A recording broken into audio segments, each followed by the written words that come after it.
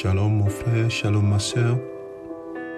Que la paix du Seigneur soit avec toi ce matin. Lui qui nous a réveillés, qui nous a fait cette grâce de nous prêter le souffle de vie. Que toute la gloire lui revienne.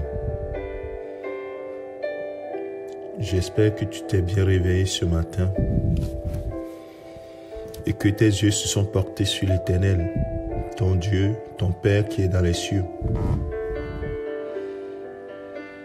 Il nous dit au travers l'épître de Paul aux Éphésiens, dans Éphésiens chapitre 2, dans le verset 10,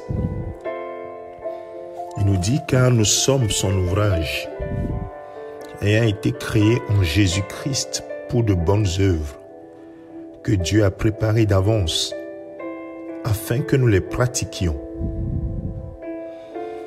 Tu es son ouvrage.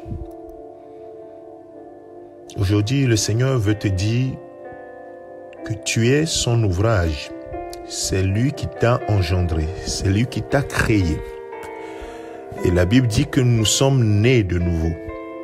Jésus-Christ, dans Jean chapitre 3, va l'expliquer à Nicodème, un chef des Juifs, un docteur de la loi, qui s'est approché pour comprendre les mystères que prêchait Jésus-Christ, notre Seigneur.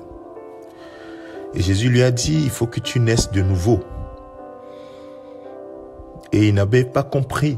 Il faut que tu sois engendré, Nicodème, pour que tu puisses pratiquer les œuvres que Dieu a préparées d'avance, pour que vous puissiez le faire. Il faut que tu sois engendré en Jésus-Christ. Il faut que tu aies la foi en l'œuvre qui va s'accomplir à la croix. Il faut que tu crois en celui que Dieu a envoyé comme seul médiateur entre les hommes élus. Il faut que tu acceptes ce sang pur, ce sang incorruptible, ce sang sans défaut qui sera présenté devant le Père en rémission des péchés, oui, de ceux qui croiront en ce Sauveur. Alors ce matin, tu crois en Jésus-Christ, tu as renoncé à ta vie, tu t'es repenti et tu as pris la décision de suivre résolument Christ. La Bible dit que si tu fais ainsi, tu confesses Christ comme étant le Fils de Dieu, mort à la croix pour tes péchés, ressuscité d'entre les morts, alors tu es sauvé. Et la Bible dit que ce n'est pas par la volonté de l'homme, de la chair, mais par la volonté de Dieu. Tu as été né de nouveau, engendré par l'Esprit pour être un enfant de Dieu, scellé par le Saint-Esprit et qui est mis à la disposition de Dieu. Et comme c'est le Saint-Esprit qui t'a engendré en Christ, tu es devenu une nouvelle création en Jésus-Christ. Un né de nouveau.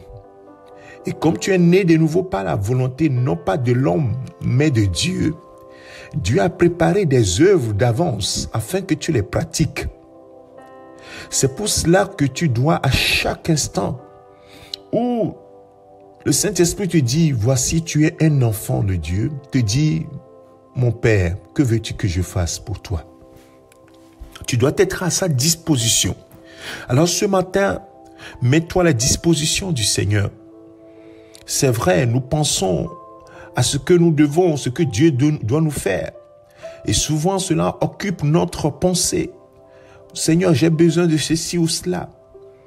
Mais l'une des questions importantes que l'apôtre Paul soulève ici aux Éphésiens, c'est qu'est-ce que tu dois faire? Qu'est-ce que le Père veut que toi tu fasses pour lui? Il dit, nous sommes son ouvrage ayant été créé en Jésus-Christ pour de bonnes œuvres que Dieu a préparées d'avance, afin que nous les pratiquions. J'aimerais que ce matin, tu médites cela. Dieu t'a engendré en Christ pour faire quoi? Qu'est-ce que tu dois faire pour lui? Lui, il t'a sauvé, il t'a prouvé son amour. Et il est prêt à couvrir tes besoins.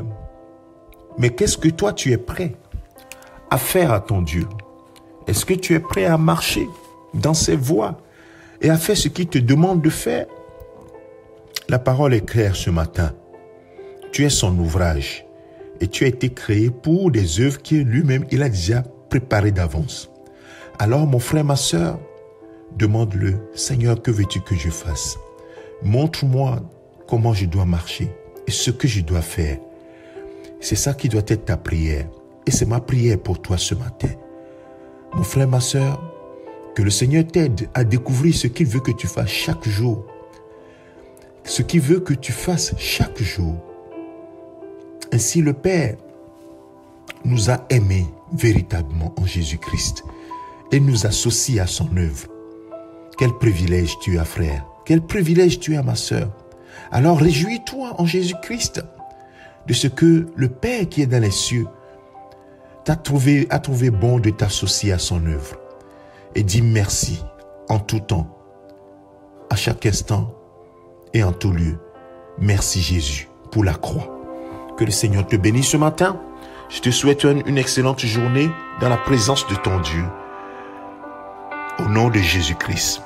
Ce mardi 20 octobre 2020, c'est ton serviteur, le pasteur Alexandre. Rendez-vous demain au nom de Jésus-Christ. Amen.